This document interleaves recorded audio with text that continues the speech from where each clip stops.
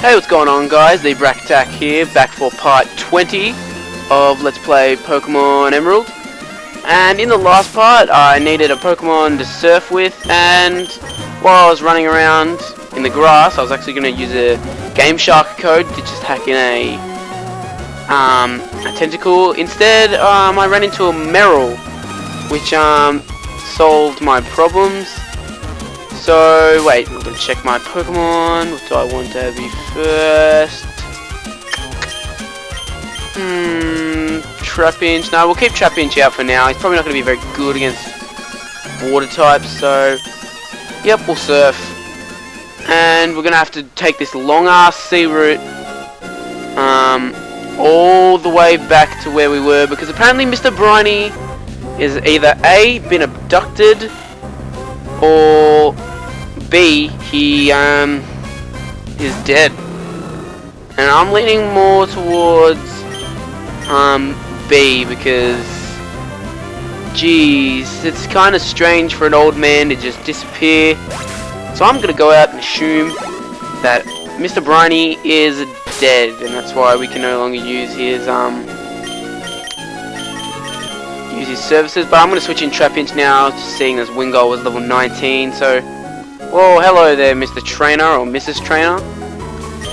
Let's take her on. That might be a bit of a bad decision considering I got Trapinch out. But hey, she's just got a Meryl. It's level 26 though.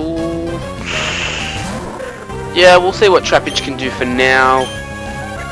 Tail Whip, meh. I'm pretty sure, is Meryl a water dual type as it starts off?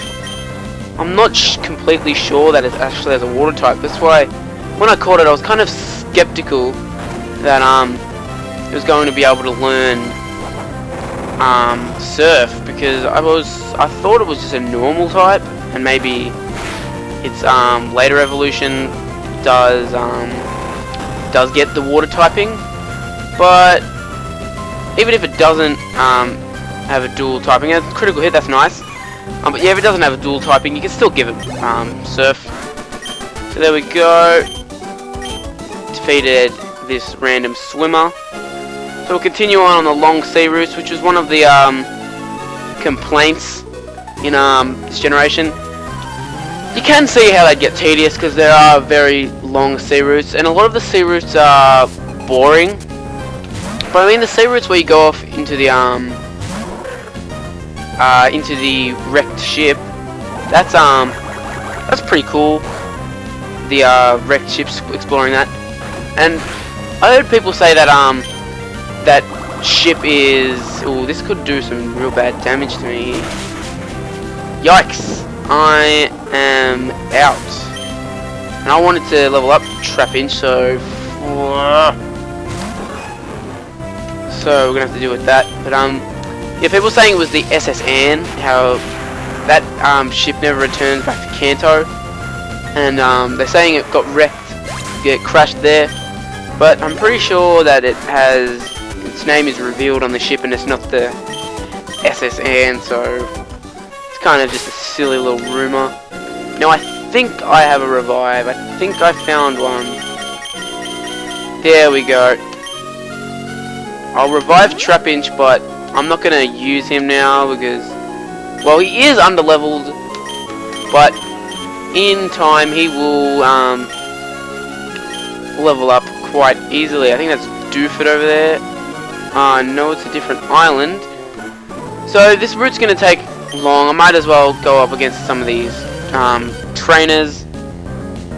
It's much more interesting if I'm taking on these trainers than if I just go through the entire sea route, which is kind of boring. So you can see, oh, accidentally used Blaze Kick there, didn't mean that, but one hit KO. So either way, it was still good. But yeah, this is a pain to get through, because what we've got to do right now is, and I'm not going to change Pokemon, we've got to surf all the way back to Slateport, and not only do we have to surf to Slateport, we have to run or cycle to Moreville City. We then have to surf across, what's a small surf, across to the next little island, or next bit, it's not really an island, which is where the next gym will eventually be. His Trapinch levels up. And then Sand Tomb, that's nice. Yeah, but we're not going to go straight over there, because we're going to fish for a Corphish. Obviously, Meryl is just a placeholder in my team, along with Aaron. Meryl obviously only being used for these water routes where I don't have a water Pokemon. That's one thing I will criticise. I'm really a big fan of this generation. Probably my second favourite after Generation 4, but the one thing I really do have to criticise is this. If you want to get a water Pokemon that is only available after the 5th gym, like a Corphish, no doubt there's other Pokemon, but I'm drawing on a blank at the moment. Well, you are stuffed, really. You can catch the Meryl like I did, but Meryl doesn't pop in your mind straight away as a Pokemon that can surf. And I think Meryl is the only Pokemon that you can catch and straight away give surf in the areas you have access to. I know if you evolve Zigzagoon into Lanoon, it can surf. At least I think it can. And yeah, so that's it does really put you in a spot of bother. It's the first time that's happened to me, but usually when I was playing through this, I didn't really plan a team. I just pick out anything. Whereas this, I've planned out a team, and yeah, that's kind of crappy. But besides that, I kind of enjoy the sea routes. Just having this happen was a bit of a pain. Obviously, in the last part, I went onto Bulbapedia in the middle of the episode. And had a look at the routes that you could catch Tentacle on. Obviously didn't think of Meryl, but that was convenient before this started this part. So my original plan was put in an AR code for the Pokemon I am fighting now, Tentacle, and just catch it, and then dispose of it as soon as I can. But, well, it was more convenient. I actually put the AR code in wrong, I think. And well, that's resulted in me not having to use it in the end. So Blaziken leveling up nicely. I'm pretty sure the Elite Four's Pokemon are like level 40-ish. At least they are in most games. They're high level 40s around there, level 50. So, geez, my Blaziken's probably gonna be good level 60, I reckon. By the time the Elite Four comes around. So, well, I don't think we're going to see a lot of frustration at the Elite Four. Maybe when it comes to Steve and Stone, which will be an interesting battle. That's level 31 Tentacle. I did not expect Pokemon that high. Oh, Bulb Beam. That better not kill me. Stay. Yes, nice. But this is a wild Pokemon, isn't it? Jeez, level 31 wild Pokemon. God. Didn't think Pokemon would be that high at the moment. Not everyone's going to be having level 30s. So, yeah, that was just a wild Pokemon. God, I'd fear what she's got. And I'm not going to get that item there. Doesn't really bother me. One, I don't really care about items. And two, it's just a pain to get out of surfing, pick up the item, go back to surfing. So hopefully we take down this Warmer. Oh, critical hit, and that's a convenient little thing there. So Trapinch and Blaziken both gaining some good experience from these random crappy trainers. That Wild Tentacle was actually tougher. Wingull level 12. Yeah, that's a really weird varying levels there. We had a level 31 Pokemon before, and now we got a level 12. So I don't know if that's a glitch in the game or a mistake. But really, come on. You can't have levels vary that much. The Trapinch grows to level 36. Yeah, he's doing pretty cool for himself with attack. Can't be bothered going into this island. Or maybe I will. Let's check what this sign says. Trend tips. Wait, what is this cave? Granite Cave. I'm on Dooford. Oh man, I thought I was further than Dooford. But obviously I'm not even that far, because there's Dooford Town. Mr. Briney's not there. So you'd probably have a think, oh, maybe he's in Slateport, gives you quick access back. But he's dead. He has kicked the bucket. So rest in peace, Mr. Briney. You were a huge help for us at the start of our Pokemon journey, but unfortunately, very old. I doubt he's dead. Pokemon games don't really, well, the games at least don't really deal with death. The anime does a bit. Ash actually has died in the first movie. He died, and Lucario sacrificed itself to save the world in the 8th movie. So it's fine dealing with death in the anime, which is arguably aimed at younger children, I would say, because, well, the anime is really a tool to introduce people into the games. So you'd argue that they'd be younger, and then they'd discover it, and then they'd come in, and they would be about, like, probably 10. I think 10 would be their market age for the games, and probably 6, 7, 8-year-olds for the anime. So really, the anime is dealing with death, but the games don't really want to deal with something like that. I know there's people who speculate that in the Celebi event in Heart Gold and Soul Silver that Giovanni killed himself because there's a splashing noise, but to be honest, it actually sounds like it's coming from the radio that's on. But then again, whatever. And that guy just wants to swim away from me, so I'm gonna ignore him. And well, not a level 31 tentacle. And I think it's on one of the sea routes, the first sea routes that I was on at, well, near the start where I started surfing. I think it was near that first island where I jumped off and battled the Ruin Maniac. Oh, there's a double battle up there, but screw it, I've already gone past it. There's 6 tiles that Feebas, sorry, appears on. And you have to fish on those tiles, I think, or surf on those tiles. And you've still got a small chance of Feebas actually being available there. And it's even like this in Generation 4 in Mount Coronet. There's areas that you have to fish in, and it's random every day which area it's going to be in, and even then it's a low chance to get it. My question is, why would you make Pokemon so hard to get? I can understand using it for the after game, so like competitive battling. Of course, you'd have no problems going through a long period to try and get a Pokemon, because obviously you're already going through a long process trying to breed Pokemon, get the right nature, getting the right moves, getting the EVs right. But it really makes the Pokemon completely pointless for in-game, because unless you want to have like 50 hours spent by the time you beat the in-game, which is ridiculously long, because I've beaten Pokemon Platinum in 8 hours before, and that was the first or second time I ran through it. I think it's second.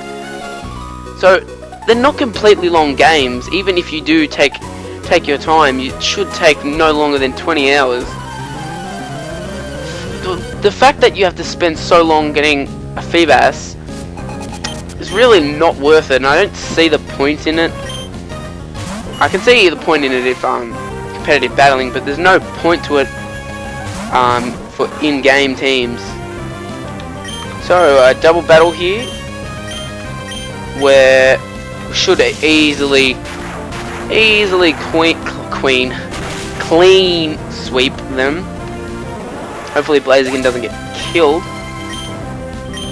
Trapinch gaining 294 points. I love the experience share. It's just so good for helping out underleveled Pokemon, which the experience share really helps negate the fact that, like, say when they give you the egg Pokemon, which I think there's one in every game almost. Like in Platinum you get a Togepi. Well, it hatches underleveled for where you are in the game, so the experience share helps massively instead of you having to switch training, which was the the big major thing. Have they always had the experience share? I don't think they have. Not sure when they introduced it, but switch training was a big thing where you basically start off with, say, Trapinch out, and then you switch out for, say, Manectric. And of course that's dangerous for your other Pokemon. It wears them down, and it just plain out sucks pretty much. Doesn't really give them that much experience anyway. But yeah, even switch training still gets used before the experience share if the experience share hasn't been has always been in there. I'm not sure when the experience share was actually first introduced, so that guy's asking, have you been to the abandoned ship? And I don't plan on going there. I think there's a few trainers in there, but honestly, really, this part's gonna be like going on long enough, just going along these sea routes without having to go into the abandoned ship. I know. I feel sorry for people who are chugger zombies who just watch his LPs and think everything he does is gold. Because Chugger, when he does Pokemon, he has to do every single damn thing. So good luck when he comes to these sea routes, because he will battle every friggin' trainer. He will go in the abandoned ship, which is missized, because look at that, I'm like 3/4 of the size of it. Maybe not that much, but you get my point. But yeah, Chugger, he's gonna go in there, he's gonna explore everything, he's gonna battle every person. Maybe he'll run away from wild battles, or maybe he'll edit it together, which I've seen him doing it. But I really dislike that in a Let's Play, because to me a Let's Play is